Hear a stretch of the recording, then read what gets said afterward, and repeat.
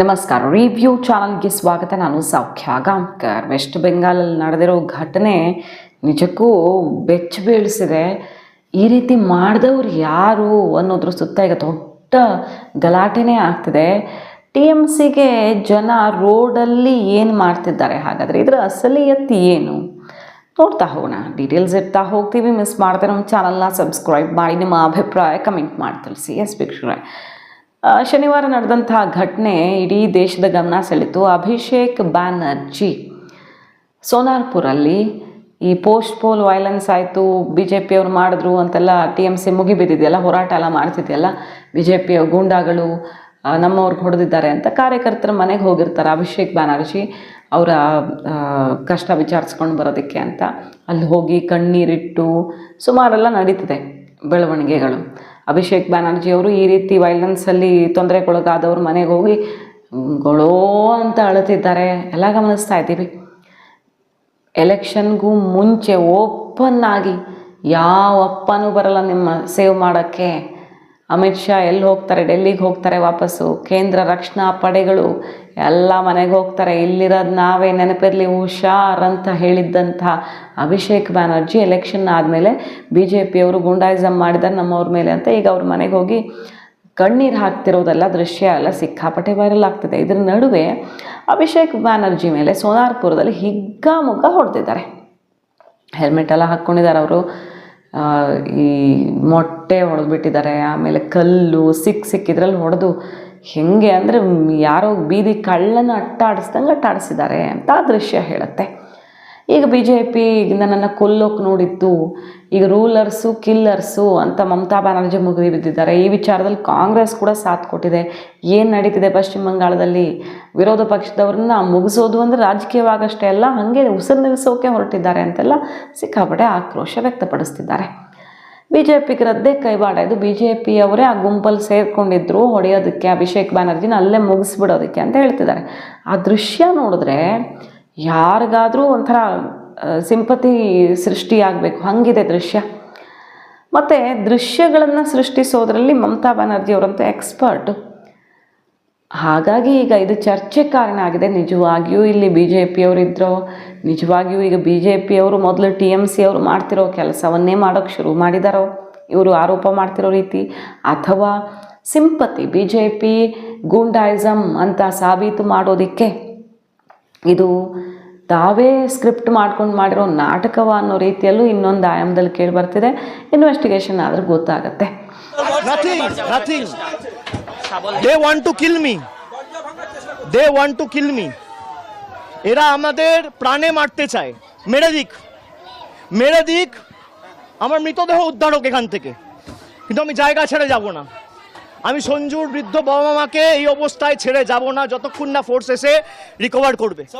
আমাদের এখানে যারা প্রতিনিধিরা রয়েছে, আমি বলবো থানায় আবার ফোন করো, মেসেজ করো, ফোর্সের জন্য রিকোয়েস্ট করো। যদি না পাঠায় হোয়াটসঅ্যাপ পাঠিয়ে এটা অন রেকর্ড থাকুক। পুরো ঘটনার ভিডিওগ্রাফি রয়েছে। আমি হাইকোর্টের দৃষ্টি আকর্ষণ করছি, আমি রাজ্যপালের দৃষ্টি আকর্ষণ করছি। কি বাংলার পরিস্থিতি, এখানে প্রায় 50 জন সংবাদ মাধ্যমের প্রতিনিধিরা রয়েছে, দরজা ভাঙার চেষ্টা করছে, পুলিশের একটা লোক নেই। কি পরিস্থিতি হয়েছে আপনারা দেখুন। I will definitely move to court.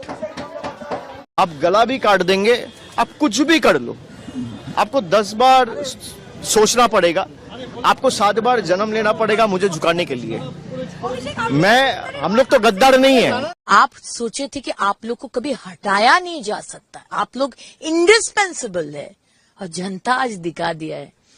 दूर दूर तक आप बोले भाजपा इसमें इन्वॉल्व, भाजपा ने करवाया। दूर दूर तक भाजपा का कोई संबंध नहीं है, क्योंकि उस इलाका में हम सुने 36 वार्ड में 35 वार्ड में तृणमूल का दबदबा है, तृणमूल जीते हैं। तो कहां से भाजपा का बात आप करते हैं? इतना अंडर एस्टिमेट मत करिए जनगण को, जनता को ना इतना अपमान मत करिए। कुछ लोगों की ऐसी भी प्रवृत्ति होती है कि वो स्वयं पे भी हमला करवाते हैं। कुछ लोगों की ऐसी भी प्रवृत्ति होती है कि वो स्वयं पे भी हमला करवाते हैं। ಈಗ ಒಂದಾದ್ಮೇಲೆ ಒಂದು ಆಘಾತ ಎದುರಾಗ್ತಿದೆ. ಅಭಿಷೇಕ್ ಬ್ಯಾನರ್ಜಿಗೆ ನೋಟಿಸು, CIDಯಿಂದ ಫೇಕ್ ಮಾಡಿದ್ದಾರೆ, ಇದು ಫೋರ್ಜರಿ ಮಾಡಿದ್ದಾರೆ, MLAಗಳ ಸಹಿನೇ ಅಂತ.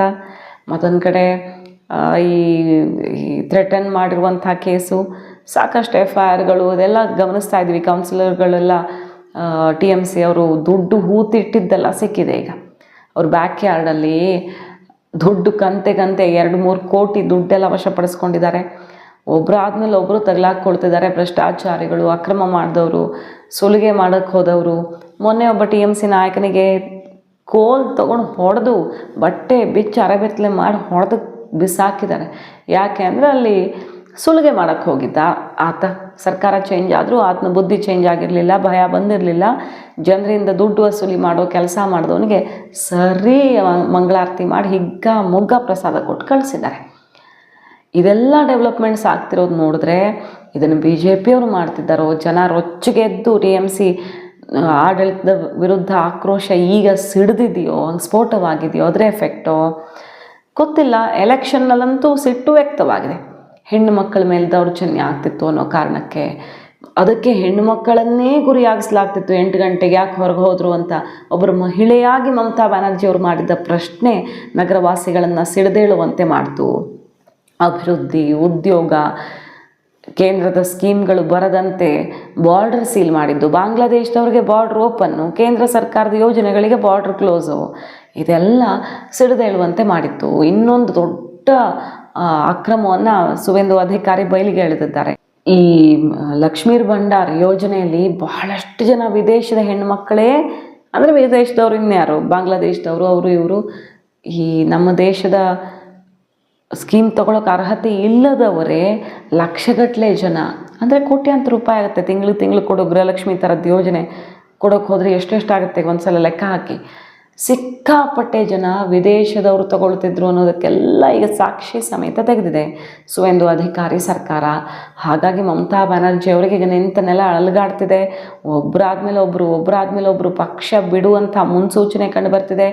MPನೇ ತಿರುಗಿ ಬಿದ್ದು ಈಗ ಯಾವ ರೀತಿ TMCಯ ಬಣ್ಣ ಬಯಲು ಮಾಡೋಕೆ ನಿಂತಿದ್ದಾರೆ ಗಮನಿಸ್ತಾ ಇದ್ದೀವಿ. ಈಗಾಗಲೇ ರಿಪೋರ್ಟ್ ಮಾಡಿದ್ದೀವಿ, 50 MLAಗಳು ಮತ್ತು 20 MPಗಳು ಯಾವುದೇ ಕ್ಷಣದಲ್ಲಿ TMC ಬಿಡಬಹುದು, TMC ಸ್ಪ್ಲಿಟ್ ಆಗಬಹುದು. ಸೊ ಹೊಸದಾಗಿ ಕಟ್ಟಬೇಕೀಗ ಮಮತಾ ಬ್ಯಾನರ್ಜಿ ಅನ್ನೋ ಪರಿಸ್ಥಿತಿ ಬಂದಿದೆ. TMC ಅಸ್ತಿತ್ವ ಅಲ್ಲಿ ಈಗ ಕಾಂಗ್ರೆಸ್ಗೆ ಚಾನ್ಸ್ ಸಿಗ್ಬೋದು ಅಪೋಸಿಷನ್ ಆಗೋಕ್ಕೆ, ಬಿಟ್ಟರೆ TMC ಗಾನ್ ಅನ್ನೋ ಮಟ್ಟಿಗೆ ಆಪರೇಷನ್ ಆಗ್ತಿದೆ. ಅಂದರೆ ಅವರು ಒಳಗಡೆನೆ ಸಿಡಿದೆದ್ದಿದ್ದಾರೆ, ಬೀದಿಲಿ ಹಾದಿಲಿ MPಗಳು MLAಗಳು ಮಮತಾ ವಿರುದ್ಧ ತಿರುಗಿ ಬಿದ್ದಿದ್ದಾರೆ. ಇಷ್ಟೆಲ್ಲದರ ನಡುವೆ ಈಗ ಇಂತಹ ದೃಶ್ಯಗಳು ಅನುಮಾನಕ್ಕೆ ಕಾರಣ ಆಗಿರೋದು. ಇದರ ಹಿಂದೆ ನಿಜವಾಗಿಯೂ ಯಾರ ಕೈ ಇದೆ ಅಂತ. ಮಾಹಿತಿ ಇಷ್ಟ ಆಗಿದ್ರೆ ಮಿಸ್ ಮಾಡದೆ ನಮ್ಮ ಚಾನಲ್ನ ಸಬ್ಸ್ಕ್ರೈಬ್ ಮಾಡಿ, ನಿಮ್ಮ ಅಭಿಪ್ರಾಯ ಕಮೆಂಟ್ ಮಾಡಿ ತಿಳಿಸಿ. Thank you.